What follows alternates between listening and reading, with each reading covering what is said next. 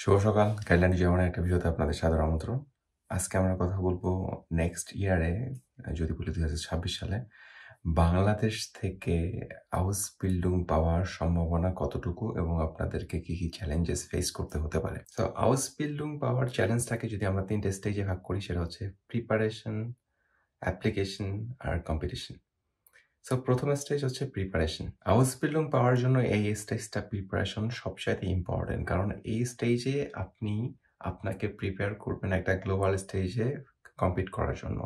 তার অর্থ কি? এর অর্থ হচ্ছে আপনি একাডেমিকভাবে ভালো রেজাল্ট নিয়ে আসতেছেন, আপনি ল্যাঙ্গুয়েজ স্কিলে ভালো দক্ষতা নিয়ে আসতেছেন, ল্যাঙ্গুয়েজ স্কিল আপনার অনেক ভালো।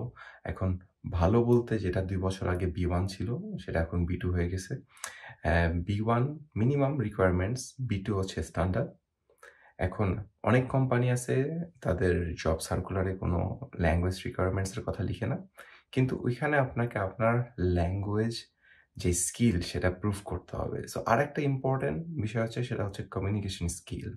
সো এই 3টা স্কিল নিয়ে আপনার মাঠে নামতে হবে আউসবিল্ডিং এর জন্য, এবং আপনার এই 3টা বিষয়ে প্রিপারেশন নিতে হবে। সো সেকেন্ড স্টেজ কিংবা সেকেন্ড স্টেপ যেটাই বলি না কেন, অ্যাপ্লিকেশনে আপনি নিজেকে প্রিপেয়ার করে ফেলেছেন অলরেডি। আপনার ল্যাঙ্গুয়েজ স্কিল, কমিউনিকেশন স্কিল, আপনার একাডেমিক রেজাল্ট অনেক ভালো। এখন আপনি অ্যাপ্লিকেশন স্টেজে চলে আসছেন। অ্যাপ্লিকেশন করার সময় আপনাকে চিন্তা করতে হবে আপনার কম্পিটিটররা কিন্তু শুধুমাত্র বাংলাদেশী না। সো সেজন্য অ্যাপ্লিকেশনটা করার সময় আপনার মাথায় খেয়াল রাখতে হবে যে ১,০০০, ২,০০০, ৩,০০০ কিংবা ১০০, ২০০, ৩০০ অ্যাপ্লিকেশন না করে আমি যে অ্যাপ্লিকেশনটা করতেছি সেই অ্যাপ্লিকেশনটা যেন একটা কোয়ালিটি ফুল অ্যাপ্লিকেশন হয়, না? সেখানে যেন ওই কোম্পানি যা চাচ্ছে আমি তাদেরকে যা দিতে পারবো সেটার একটা সামঞ্জস্য থাকে, এবং আমাদেরকে কোয়ালিটির উপরে বেশি ফোকাস করতে হবে, কোয়ান্টিটির উপরে না। So last stage competition. আপনি অ্যাপ্লিকেশন করে ফেলছেন অনেকগুলো, অনেক কোয়ালিটি অ্যাপ্লিকেশন করছেন, কিন্তু আপনার আউসবিল্ডিং হচ্ছে না। তার অর্থ কি? আপনি কম্পিট করতেছেন একটা গ্লোবাল স্টেজে, সেটা শুধু বাংলাদেশি স্টুডেন্টদের সাথে না,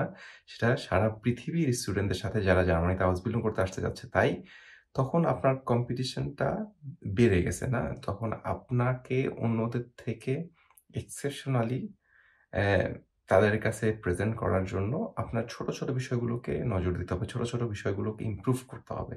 তাহলেই আপনি ভালোভাবে কম্পিট করতে পারবেন। তাহলেই আপনি কেবলমাত্র আপনাদের সাথে যারা অ্যাপ্লিকেশন করতেছে তাদেরকে বিট করে একটা ইন্টারভিউ নিতে পারবেন। এখন যদি আমি আমার পুরো ভিডিওটাকে সামারাইজ করি, তার অর্থ হচ্ছে মেইন ফোকাস আমাদেরকে প্রিপারেশনে দিতে হবে, এবং এই প্রিপারেশনটা শুধুমাত্র কয়েক মাসের না, এটা ১ বছরের বেশি। সো ১ বছরের বেশি সময় ধরে আপনাকে নিজেকে এই ৩টা স্কিল, না, আমি ধরে নিচ্ছি আপনাদের একাডেমিক রেজাল্ট ভালো। ওইটা বাদে এই ২টা স্কিল, ল্যাঙ্গুয়েজ স্কিল আর কমিউনিকেশন স্কিল, এই ২টা স্কিল অনেক ভালোভাবে ডেভেলপ করতে হবে। তাহলেই কেবলমাত্র আপনি গ্লোবাল স্টেজে কম্পিট করতে পারবেন। সো ১ম স্টেজটা যদি ভালোভাবে কমপ্লিট না করেন, তাহলে পরের স্টেজগুলোকেও আপনি সাফার করবেন। আশা করি বুঝতে পারছেন। সবাইকে ধন্যবাদ।